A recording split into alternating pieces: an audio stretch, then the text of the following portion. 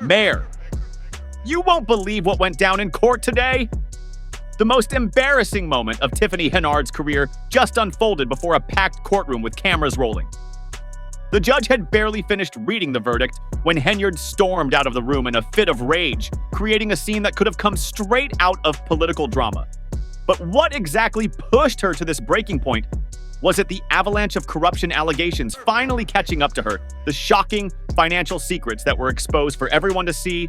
Or perhaps it was a fact that her own supporters had turned against her after months of dodging accusation of excessive spending power. Hungry Yanks and shady transactions today. Everything came crashing down. Her departure wasn't exactly graceful, no, it was a dramatic, angry stomp out of the courtroom. Leaving a room full of gasps and whispered outrage, people couldn't stop talking. What exactly had happened in that room? What did the judge say to set Tiffany off? More importantly, is this the beginning of the end for Dalton's most controversial mayor? Hold tight, because things are about to get wild. The courtroom was tense as reporters, political analysts, and regular citizens crowded into every available seat, all waiting for the moment when Tiffany Henyard would finally be held accountable for her actions. This wasn't just any trial. It was a public reckoning for a politician whose name had been in headlines for all the wrong reasons. The judge took his seat, and the room fell into complete silence.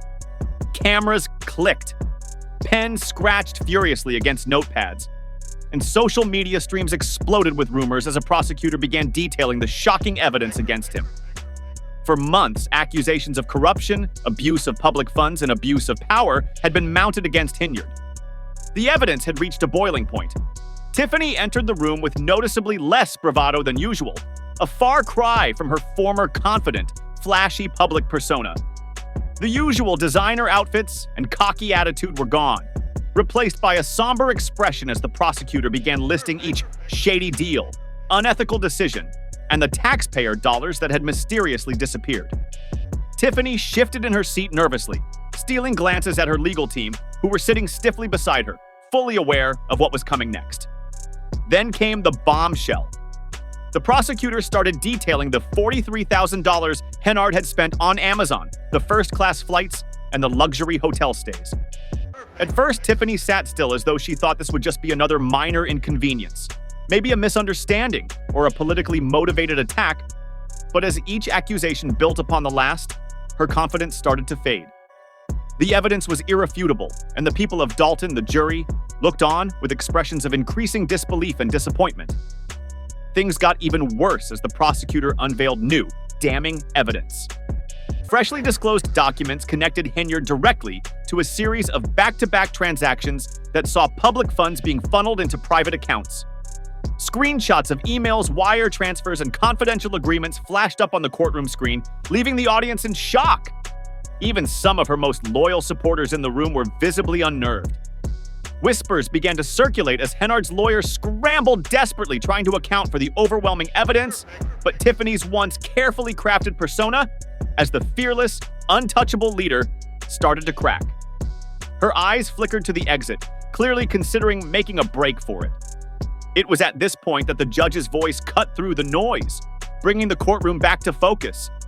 The defense tried to put up a fight, claiming that the evidence had been misinterpreted and that Tiffany was merely the target of a political smear campaign. They argued that this was an attack on a strong, powerful woman in leadership, but their efforts were falling flat. The room knew the truth, and Tiffany could no longer deny it.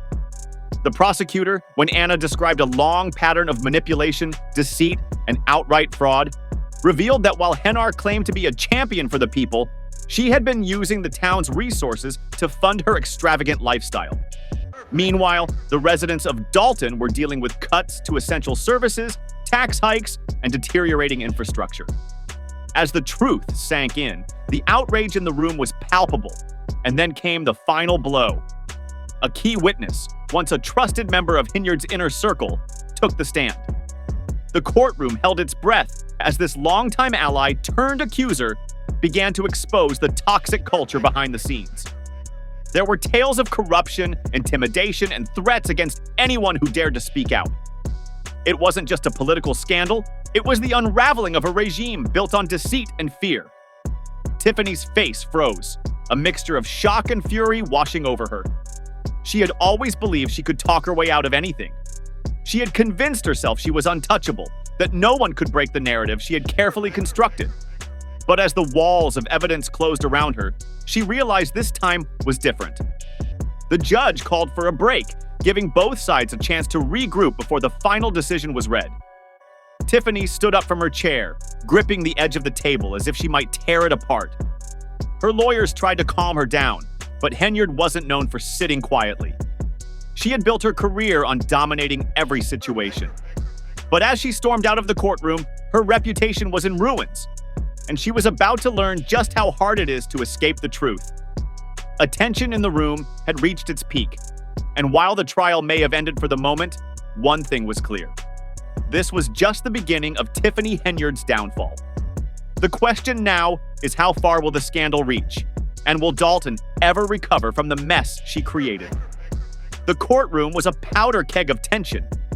Tiffany Henyard, the unstoppable mayor, had never been one to back down from a challenge.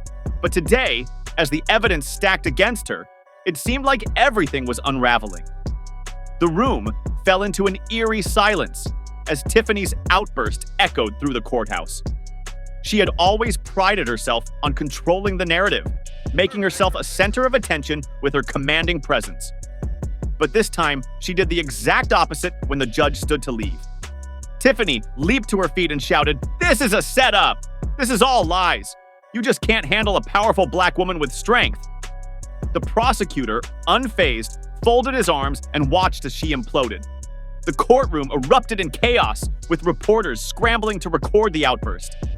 Security rushed to intervene, urging Tiffany to calm down, but she was just getting started. "You all will regret this," she yelled, her voice vibrating with fury. "You think I'm going down, but I'm not going anywhere."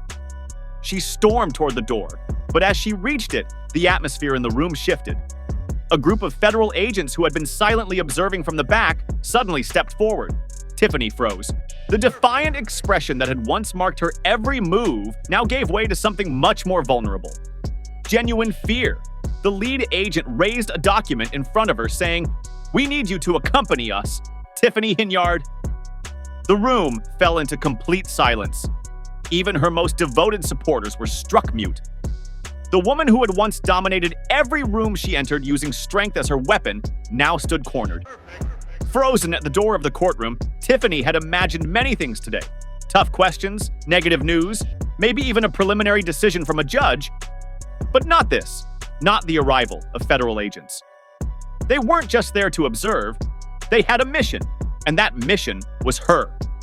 The weight of the documents in the agent's hand seemed to press against her chest, threatening to crush her every sense of control.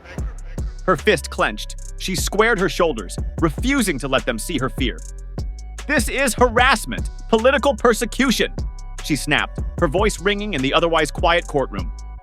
Her lawyers rushed to intervene, moving in front of her, whispering, "Hurley, we need to leave now. Don't say anything, just go." But Tiffany wasn't one to back down. She was a fighter, always had been. She shot the lead agent a glare that could have burned a hole in the wall. "This is political persecution," she repeated,